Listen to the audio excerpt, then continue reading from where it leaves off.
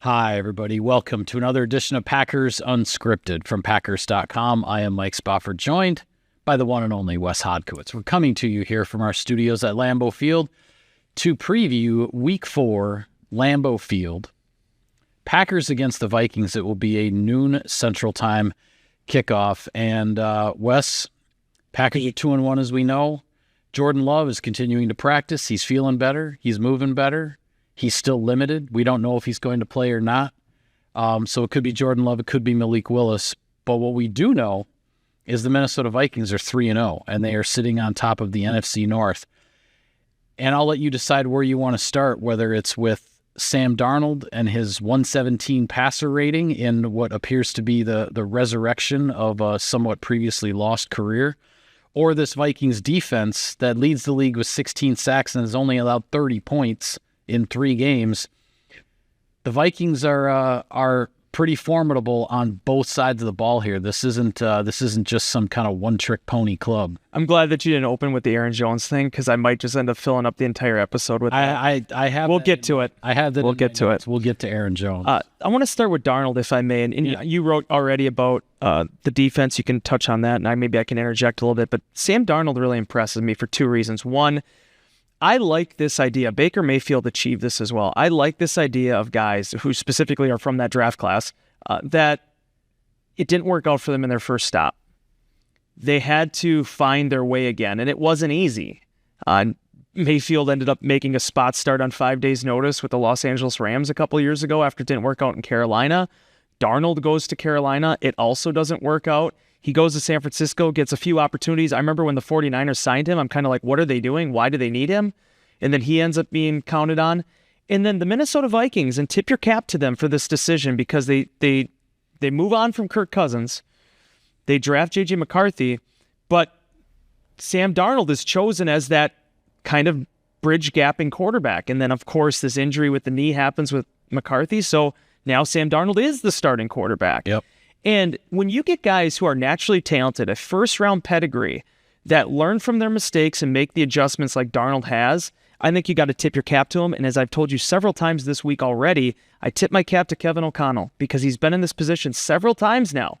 For him to have a winning record in his time as the Minnesota Vikings head coach, with as many different quarterbacks as he's had to cycle through, I think speaks to his creativeness. And seeing these two sides match up, I think, is just going to make for tremendous theater on Sunday. Yeah, I think it's going to be an incredible matchup. We've seen what Matt LaFleur has done under the gun with Malik Willis, not having been here very long, devising these different types of game plans, getting Willis to execute the offense to the level that he has, and the Packers get 2 wins without Jordan Love. Kevin O'Connell, we saw him last year with Minnesota when Kirk Cousins first went down, which happened at Lambeau Field, actually, in the middle of the season. When Cousins first went down, they threw Josh Dobbs in there at quarterback. And, Dobbs sort of, I guess, a journeyman, a guy trying to find his way, however you want to say it. And the Vikings won 3 games with Josh Dobbs. Kevin O'Connell was the guy devising the game plans and the stuff that Matt LaFleur has been doing this year. He was doing that. They got some wins with Josh Dobbs, 3 of them, and they were staying in the playoff hunt for a little while. And then the rest of the league kind of caught up to what was going on with Josh Dobbs. Then the Vikings shifted gears to Nick Mullins. Mullins actually came very, very close in 2 games to beating the Lions and the Bengals. He came up short in both of those games. But again, it was a testament to Kevin O'Connell taking a new quarterback, figuring something out, and keeping his team competitive and giving them a chance to win. I think the difference, now that it's Sam Darnold instead of Nick Mullins or Josh Dobbs, the difference is that Sam Darnold was drafted at the top of the first round for a reason. He's a first-round talent. There is a ton to work with there. Kevin O'Connell just has that much more to work with in this change at quarterback than he had last year after the Cousins injury, and it's showing. Both of these head coaches are incredibly creative and resourceful offensive minds in terms of figuring out how to compete, how to get their teams with different quarterbacks in a position to win games. You're not necessarily going to win them all. No. That's not how it works in this league. But these two head coaches and what they've both been through here in the very recent past and the not so distant past, I think it makes for a whale of a matchup. It does, and I'm sure if you ask anybody on these Shanahan-McVay coaching trees, nobody's going to say, hey, I want to play without my quarterback. Right, but exactly. It's impressive to see how all these guys have managed it, whether it's Kyle Shanahan, whether it is Sean McVay. To some extent, you look at it last year, what happened in Cincinnati. I mean, there are so many different, with Zach Taylor, there's so many different situations that you get thrust into, and you can tell how these guys all embrace it. And beyond that, the Minnesota Vikings last year kind of reminded me of a car that had some real bad issues underneath the engine, but they just had a pretty good mechanic that kept that thing going until ultimately I think it did run out of gas and kind of fell to the side of the road and they had to reset. Yep. But the fact that this happened with McCarthy, you hate that he's not going to get that year of development now on the field, but it's almost like O'Connell and everybody, they were prepared and understood what the task was going to be. And much like what Green Bay did with Malik Willis, Darnold has a bevy of weapons at his disposal. He has arguably the best receiver in the National Football League that he's throwing to. He has, independent of his connections to the Packers, one of the most consistently prolific running backs in the National Football League over the last 5-6 years in Aaron Jones. I think the offensive line still has some issues. I've felt that way for several years now with the Vikings, but all that being said, they're playing winning football right now, and it starts with what Darnold is doing under center. Yeah, well, let's get into where things are with Aaron Jones. Through 3 games with Minnesota, he has 228 rushing yards, 97 receiving yards, so well over 300 yards from scrimmage in 3 games, a couple of touchdowns, 1 rushing, 1 receiving. I think the number that jumps out the most is that he's averaging 5.4 yards per carry. Thus far for the Vikings. He's been everything the Vikings could have hoped for, and certainly what he is doing for Minnesota is not a surprise to anybody in Green Bay who knows him. And he'll be wearing a different uniform, but he'll be back in Lambeau Field Sunday. It's going to be really interesting to watch him again. It will be, Mike. And from an X's and O's perspective, Isaiah McDuffie had some interesting points in saying the challenge with Jones is even though he's as small as he is, it's that he still finds a way to drag you for 3 or 5 extra yards. He's kind of like a miniature Derrick Henry in a way, where it's just like you look at him and you think, okay, it's a smaller type back, scat back. No, Aaron Jones packs a punch. And now the Packers, after having to try to just tag off on him for 7 years, now have to bring him down to the ground, and that's going to be a challenge in and of itself. From a humanistic standpoint, you heard it with Matt LaFleur talking at the podium this week. You heard it from the guys in the locker room. This is undisputed one of the most popular Green Bay Packer players in the modern time of this franchise. Yes. Fan perspective, player perspective. I joked with Matt Steidman in the locker room on Wednesday. I think we're all doing these Aaron Jones stories, myself included. I think the more intriguing story would be to walk around trying to find one person who doesn't like Aaron Jones in Green Bay's locker room or anywhere in the world. I mean, this guy has such an incredible personality, has such incredible perspective, and comes from such an incredible family. And I was kind of marinating on that a little bit as I was finishing up the story that I wrote for our website on Thursday morning. It was about 9 o'clock at night, and I'm kind of going through the story and going through his Players Tribune article, which was fantastic. Yeah, I tell you, if you haven't seen the Players Tribune piece, by all means, please check it out. It's an absolutely wonderful tribute to Green Bay, the organization, and the fans of this franchise, and what and how Aaron Jones feels about all of that. And Aaron Jones didn't just go, hey, look at all the great stuff that happened. Some crap happened to him. Yeah. I mean, he mentioned getting busted, or getting pulled over, what it was with marijuana in his system, and that costing him a game, and him feeling like that was costing the team. And, obviously the sad stuff that happened with his father in 2021. And, I still have the text message on my phone from Elvin Sr. when he congratulated me on the birth of my son, and, running into it, his mom, Vergis, out in the parking lot after Aaron had been released and had signed with the Vikings, and her seeing me, and immediately the first thing before I even get any words out is her going, "Why are you so sad?" I mean, just the perspective this family has, almost 60 years collectively between his parents in the U.S. military. And it all trickled down to Aaron and his brother and his sister and that entire family, and Aaron Jr. now. I mean, this guy means so much to this football team, but as Matt LaFleur said, for 3 hours you have to press pause on all that because they have to get number 33 to the ground. And while Aaron Jones gives, his departure leaves a lot in terms of a void of the Packers locker room, his presence here for those 7 years left so much behind with the players that are there, with the coaches that are there.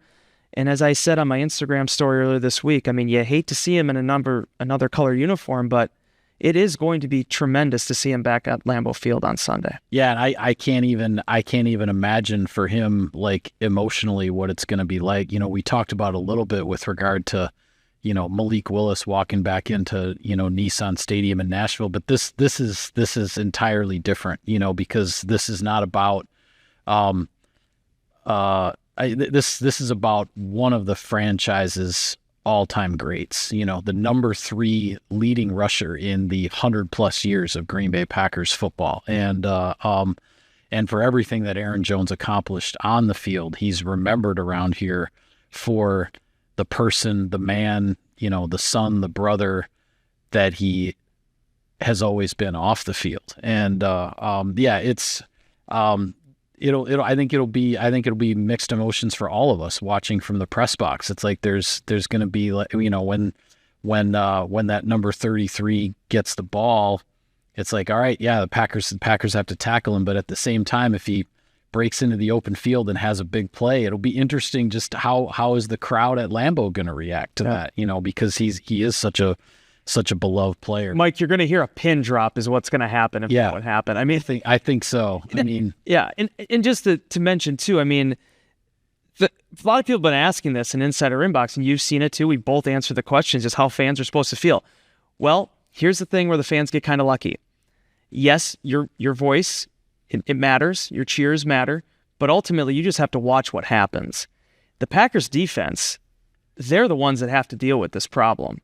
And as Kenny Clark said, you watch what he did in Texas. When you go back to Dallas, the way he played, he's going to be juiced up for this matchup against the Packers. But as Kenny said, we're going to be juiced up too. Mm-hmm. Isaiah McDuffie wasn't talking about this in terms of, I mean, oh my goodness, we got to face Aaron Jones. He's like, no, I'm excited about this. This is going to be fun. They are competitors at the end of the day. Yeah. But in terms of the Packers' run defense and some of the things you and I talked about the last few weeks, this is a supreme test. This guy is going to test you in ways they haven't been tested so far this season. Yeah, and oh, by the way, you also have to deal with Justin Jefferson, who San Francisco 49ers found out. The answer is not as simple as, okay, let's just blitz Sam Darnold, because turn on the tape, turn on the video from the Vikings win over the 49ers in week 2. The Vikings are backed up inside their own 5-yard line, and the 49ers, they send a 5-man rush. Right after the snap, a 6th guy is coming, and as Darnold sets up in the pocket, a 7th guy is coming after him. A 7-man pressure. And what happens? Justin Jefferson catches a 97-yard touchdown pass, absolutely burned the 49ers defense. And I mean, and what obviously was the difference-making play in a game that the Vikings won by 7 points, 24-17 over the 49ers, in a game that almost nobody expected them to win, especially because they had upset the 49ers last year when nobody expected them to be able to win that game. So we'll see how the Packers go about it. I'm sure Jair Alexander wants to line up against Justin Jefferson and take that for all it's worth. But you know how this goes as well. It's not as easy as just doing that on every single snap for 65 snaps, you know, of the game. There's going to be some mix and match that you have to change things up a little bit to not allow them to necessarily know exactly what you're doing on every single play. But I think we're going to see number 23 for the Packers against Justin Jefferson plenty on Sunday afternoon. And again, my headline for Insider Inbox on Thursday was, this is what, you know, these matchups are what football's all about. You want to see good on good. You want to see best on best. And we've seen it several times already with Jefferson and Alexander in the past. You know, an all-pro, 2-time all-pro cornerback going up against, you know, a guy that has been rewarded as the NFL's top receiver and still has very much everything still ahead of him. And watching Jefferson be able to play as seamlessly and as explosively as he has throughout all these quarterback changes, I think speaks to the fact of how talented this guy is. In a way, it almost kind of reminds me of Kelvin Johnson. Kelvin Johnson's a Pro Football Hall of Famer, but it's not like he had, you know, Matthew Stafford there the entire time. He had to wade through an 0-16 season to still be able to put up those numbers. Yeah, the guy that comes to mind for me in that, and I agree with you on Calvin Johnson, but the one that comes to mind for me is Larry Fitzgerald with the Arizona Cardinals and all the size-wise for sure. and all the different quarterbacks that he went through. And the guy played like a Hall of Famer and was a Hall of Famer no matter who was throwing the ball. Yeah, and that is such a luxury for Sam Darnold, who's going into this thing. The weapons he has here are vastly different than the weapons he had available to him in New York and in Carolina. San Francisco, obviously, you saw him have some success last year, but again, it's all over the place. But to me, I mean, I'm sure we'll get to keys to victory here in a little bit, but I mean, you have to be able to pressure him. I don't think you can send the house every time, but They have given up 8 sacks this season. You have to find ways to generate those takeaways and generate those negative yardage plays, because if you go back and look at when Green Bay has been successful this year, that's how they've done it. Yeah. Well, switching gears to the Vikings defense, it's there are a couple of mainstays. Harrison Smith is still playing safety. Harrison Phillips on the interior of the defensive line. I believe he just got a new contract. He did. Not that long ago. But there are all kinds of these other pieces that have been brought in from elsewhere. Jonathan Greenard and Andrew Van Ginkel are the edge rushers. Those guys have combined for 7 of the 16 sacks, the league-leading 16 sacks that the Vikings have put up. They went through several injuries at cornerback during training camp, so they brought in Stephon Gilmore, the veteran. He's now a starting corner for them. And Brian Flores, the defensive coordinator, this is his second year now with Kevin O'Connell, and he has a scheme. He has a scheme that is predicated on confusion in a lot of ways. It's not letting the offense know what it is that you're doing and trying to create that hesitation, trying to create that confusion, the uncertainty on the offensive side that doesn't allow you to execute cleanly, to execute efficiently, to move the ball. Through 3 games, they've caused all kinds of problems, and Brian Flores seems to have, he was just sort of feeling his way in some ways, putting this type of defense together in Minnesota last year. It seems like with all these veterans that they brought in, they don't have a lot of inexperienced guys on that defense. With all these veterans that have been brought in, Brian Flores has kind of cranked it up a notch, and his players are responding. It's a perfect analogy in terms of them cranking it up a notch. And, and you give Flores credit for everything he's doing. I think he's a brilliant defensive mind. But again, the only thing and Matt LaFleur is right in that they're the only ones doing this, but it's not like this is just completely newly invented football. This is Bill Belichick's defense. This is the way they tried to do things in the Patriots when things were going really well when Tom Brady was there. Different fronts, different looks, different personnel, matchup-dependent schemes, which is, we're going to find what we do well, and we're going to emphasize that. But at the same time, if we think there's going to be an opening there to take advantage of, we're going to jump all over that. And then the other aspect of it, I always draw this analogy. I call this a Madden situation, which is back when I was a kid and I'd get the Madden game every year. You do the franchise mode, you get to free agency, and you just try to sign all the best free agents and then just put them in your defense. It doesn't really matter what it is. That's what the Vikings did. Yeah. But I give them a lot of credit for as many new additions as they've made, some of them high price, some of them more modest. They've made all this fit. And Flores had a plan here. I mean, you look at guys like Van Ginkel coming in, had the history in Miami. I think Grenard has been a sensation. Blake Cashman has been tremendous with what he's done so far, and that's been a big shift in the middle of that defense, which for so many years always had very familiar faces.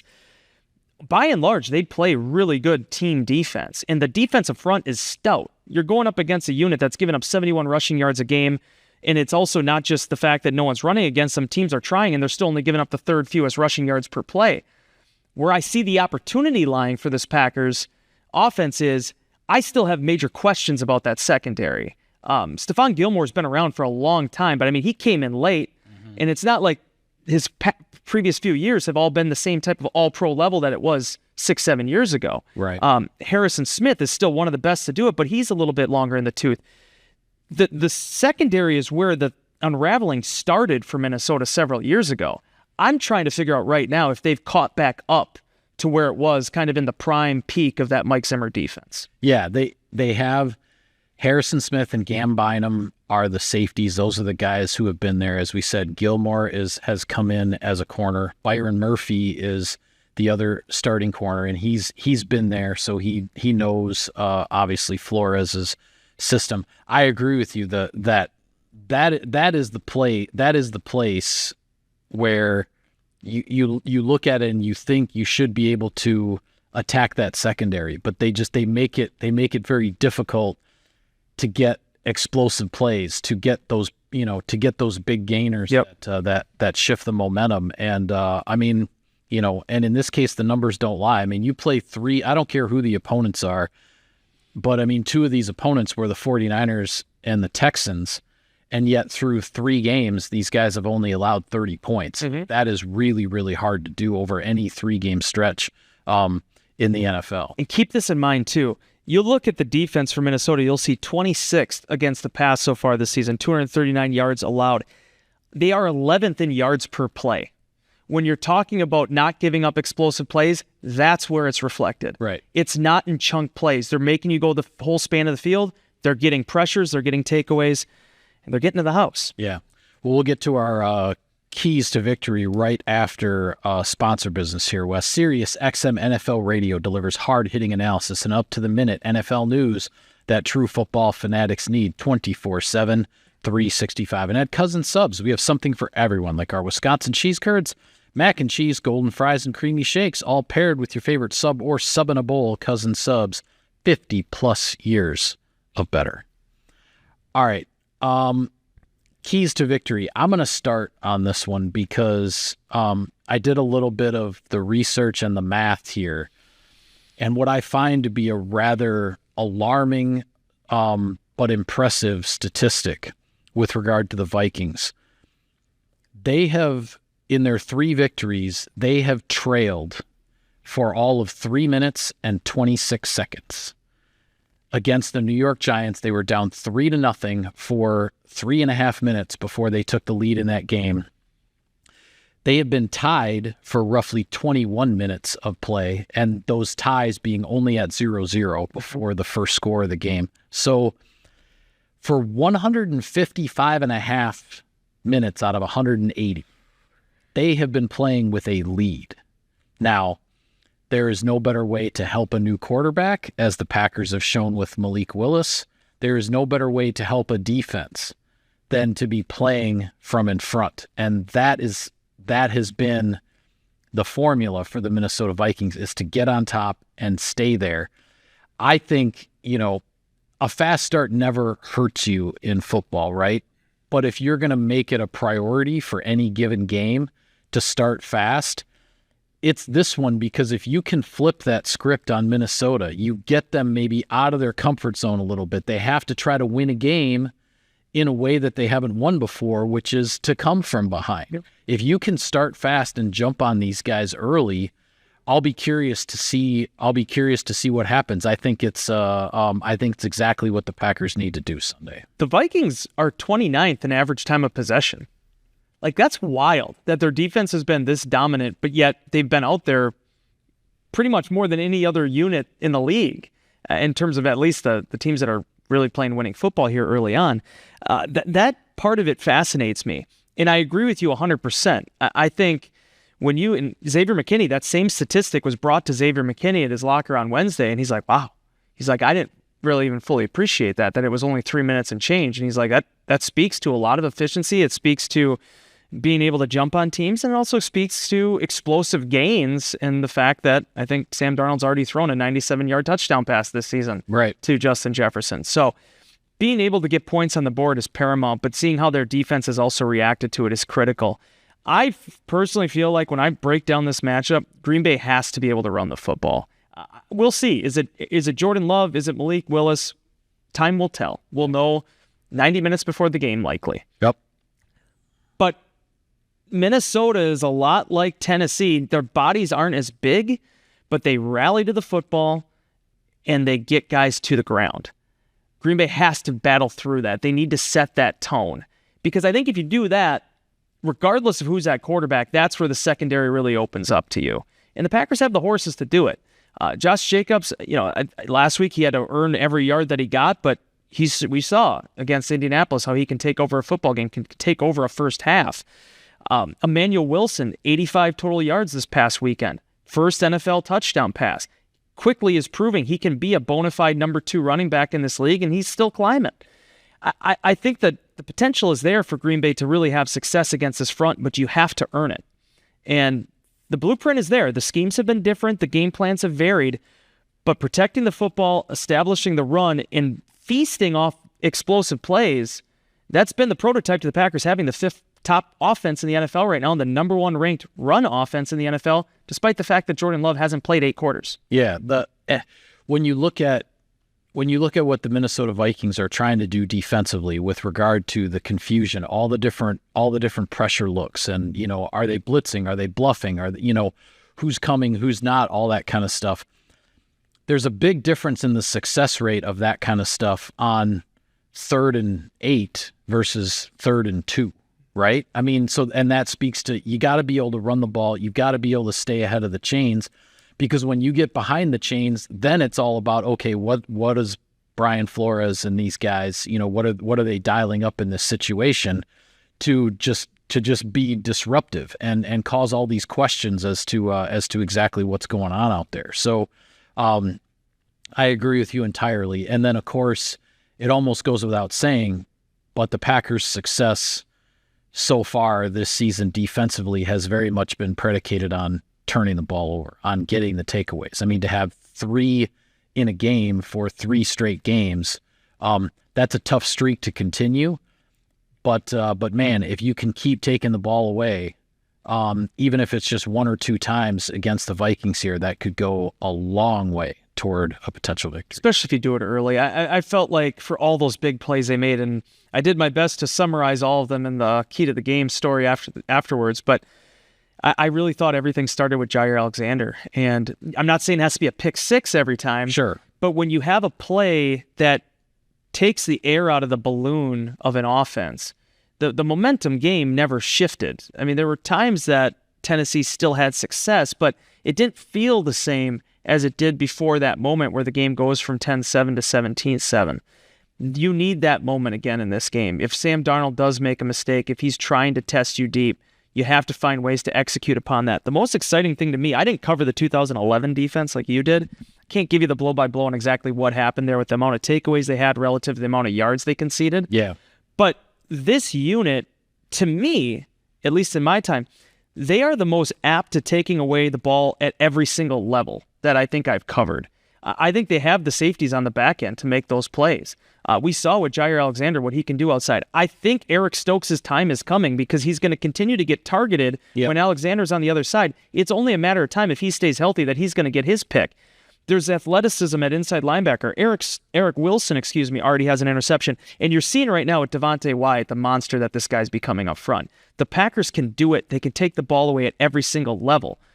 How quickly can you do that? And can you find that game-changing play like they have in these last 2 wins? Yeah, that's to me, I mean, what I've seen so far of the Jeff Hafley defense, and the fans have asked me in Insider Inbox, they asked me in the live blog, like, okay, so what's the identity of this defense? And it feels to me like it's a defense that is hunting for the big game-changing play. It's hard to play defense in this league. Offenses are good. The rules are geared against you defensively. You're going to give up first downs. You're going to give up plays. You're going to give up yards in a big spot. Can you make the play that changes things? And I think that's what, with all the vision based and with the pressure to get after the quarterback and the emphasis. I mean, we heard from Jeff Hafley after the Brazil game against the Eagles that when they went back and watched the film, they were showing the players, hey, here was an opportunity where you could have swatted the ball out of Jalen Hurts' hands, right? I mean, that's what they are emphasizing. That's what they are pushing with these guys. When you have a chance to make a play on the ball, you've got to make it.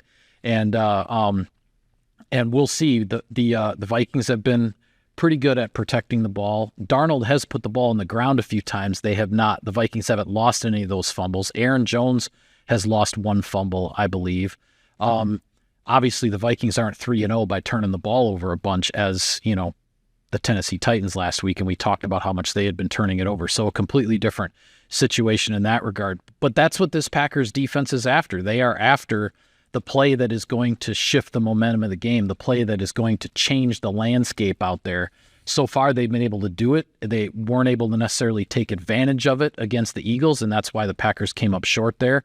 But they've been able to make those plays in the last 2 games to chalk up 2 wins with a backup quarterback. And they did it against the Titans. The turnovers and takeaways are reflected in one way, but you look at the fact that they stopped Will Levis on that 4th and 2 attempted read. Yeah, early play. third quarter. That's what turned into, it doesn't go down as a takeaway and takeaways off points, but that's what created the opportunity for Emmanuel Wilson to get that 30-yard touchdown off the screen. You have to be able to convert that, especially when you get the ball in that part of the field. Yeah. Quickly before we go, just looking around at the other games in Week 4 in the NFL. To me, other than Packers-Vikings, which I think a lot of people it's at the top of the list watching, it's a big time game. But to me, it's the primetime games this week. Sunday Night Football. Buffalo is at Baltimore. You have the Bills trying to get to 4-0, while the Ravens are trying to avoid 1-3. They're coming off of the big win over the Cowboys, and then on Monday Night Football, the 3-0 Seattle Seahawks going into Ford Field in Detroit to face the 2-1 Detroit Lions.